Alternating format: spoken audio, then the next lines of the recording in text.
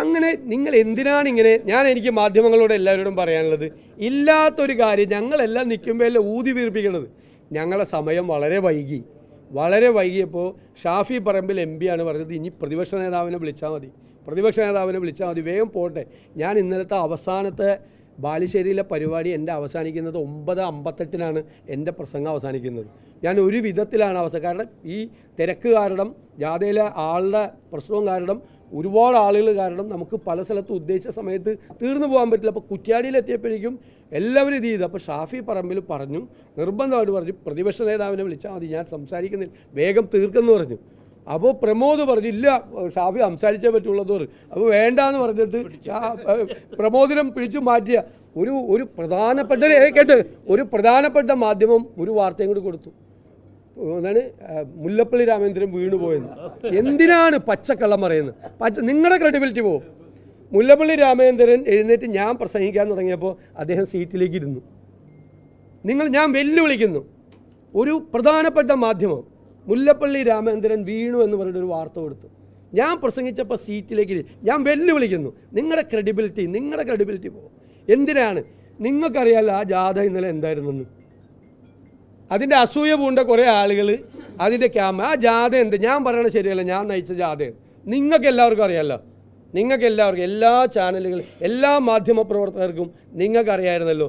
നിങ്ങൾ എത്രയോ ജാഥകൾ റിപ്പോർട്ട് ചെയ്ത ആളുകളും എത്രയോ ജാഥകൾ കണ്ട ആളുകളുമാണ്.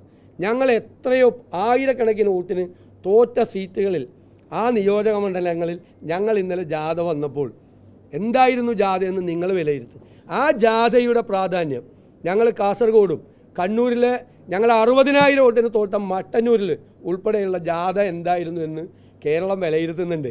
അപ്പോൾ അതിൻ്റെ ഒരു ശോഭ കെടുത്താൻ വേണ്ടിയിട്ട് ഇല്ലാത്തൊരു കാര്യം ഊതി വീർപ്പിച്ച് ഒരു നെഗറ്റീവ് വാർത്ത, അത് ശരിയല്ല. എന്തിനാ ജാഗ്രത? ആരെ തടഞ്ഞ്? എൻ്റെ ദീപകെ ഇല്ലാത്ത സാധനം ഉണ്ടാക്കല്ലേ, ഇല്ലാതെ. അതായത് എന്നെ പ്രസംഗിപ്പിച്ചു പരിപാടി അവതരിപ്പിക്കാൻ ഞാൻ പ്രസംഗിക്കുന്നില്ല എന്നൊരാൾ. ഇപ്പം രാജ്മോഹൻ ഉണ്ണിത്താൻ കാസർഗോഡ് പറഞ്ഞു, ഞാൻ സംസാരിക്കുന്നില്ല, സംസാരിച്ചാൽ സമയത്ത് തീരില്ല, എൻ്റെ സംസാരം നിനക്കറിയാമല്ലോ എന്ന് പറഞ്ഞ് എന്നോട്. പുള്ളി പറഞ്ഞു ഞാൻ സംസാരിക്കുന്നില്ല, സ്റ്റേജിൽ എത്തിക്കഴിഞ്ഞാൽ ഉടനെ പ്രതിപക്ഷ നേതാവ് സംസാരിക്കും. അത് തന്നെ ഷാഫിയും പറഞ്ഞു, ഇവിടെ ഞാൻ സംസാരിക്കുന്നില്ല, സമയം വൈകി എന്ന് പറഞ്ഞു. അപ്പോൾ പ്രമോദ് പറഞ്ഞു സംസാരിച്ചേ പറ്റുള്ളൂ എന്ന് പറഞ്ഞിട്ടാണ്.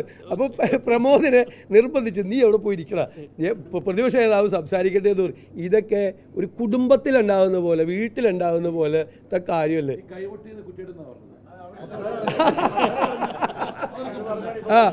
അതേ വീണു എന്നെ സ്വീകരിക്കാൻ കോഴിക്കോട് മറ്റേ അതിർത്തിയിൽ വരുമ്പോൾ ഉണ്ട് ഇത്. അപ്പോഴേ ഞാൻ കാണുന്നത്. എന്നിട്ട് സോഷ്യൽ മീഡിയയിൽ പ്രചരണം, അവിടെ ഈ സ്റ്റേജിൽ വെച്ച് ഉന്തിയിട്ടിട്ട് DCC പ്രസിഡന്റിന്റെ കൈവോട്ട് ചെയ്ത ദൈവം. ഈ കേരളം എവിടേക്കാണ് പോകുന്നത് ഇങ്ങനെ കള്ളത്തരം പ്രചരിപ്പിക്കാൻ പോയാൽ? പിന്നെ നിങ്ങൾ വേറെ ഇത് കോൺഗ്രസ് ആണ്, UDF ആണ്. കോൺഗ്രസ് നേതൃത്വം കൊടുക്കുന്ന UDF ആണ്, അറിയാമല്ല. നിങ്ങൾ നിൽക്കി അതൊക്കെ ശരിയാണ്, അച്ചടക്കം വേണം, കുറച്ച് ഇതൊക്കെ വേണം. അതിനെന്താ? അവിടെ എന്താണ് അച്ചടക്കം എങ്ങനെ ഉണ്ടായത്? അവിടുത്തെ UDFന്റെ ചെയർമാനായിട്ടുള്ള ആൾ, DCC പ്രസിഡന്റ്, അവിടുത്തെ ഏറ്റവും പ്രധാനപ്പെട്ട നേതാവ് ശ്രീ പാറക്കൽ അബ്ദുള്ള, ഇവരൊക്കെയല്ലേ അവിടെ ഉണ്ടായിരുന്നില്ല. പിന്നെ ഞാൻ അല്ലാതെ വേറെ ആരെ ഉണ്ടായിരുന്നു? അത് ഉദ്ഘാടനം ചെയ്ത മുല്ലപ്പള്ളി രാമേന്ദ്രൻ. ഞങ്ങളുടെ കക്ഷികളുടെ എല്ലാവരുടെയും പ്രതിനിധികളുണ്ടായി അവിടെ. 10 കക്ഷികളില്ലേ UDFൽ, എല്ലാവരുടെയും പ്രതിനിധികൾ, സംസ്ഥാന നേതാക്കൾ, ജാഥ അംഗങ്ങൾ, ജില്ലാ UDFന്റെ നേതാക്കൾ, ആ നിയോജകമണ്ഡലത്തിൻ്റെ UDFന്റെ നേതാക്കൾ, അതൊക്കെ ഉണ്ടാവും. പിന്നെ ഞങ്ങൾ അടിച്ചേൽപ്പിക്കപ്പെട്ട ഒരു അച്ചടക്കമൊന്നുമില്ല. ഇന്നലെ ഒരു അച്ചടക്ക കുറവ് ആ വേദിയിലുണ്ടായില്ല. ഞാൻ സംസാരിച്ചപ്പോൾ ഒരാളും മിണ്ടിയില്ലല്ലോ. ഞങ്ങളെല്ലാവരും സംസാരിച്ചപ്പോൾ ആരും മിണ്ടിയില്ല.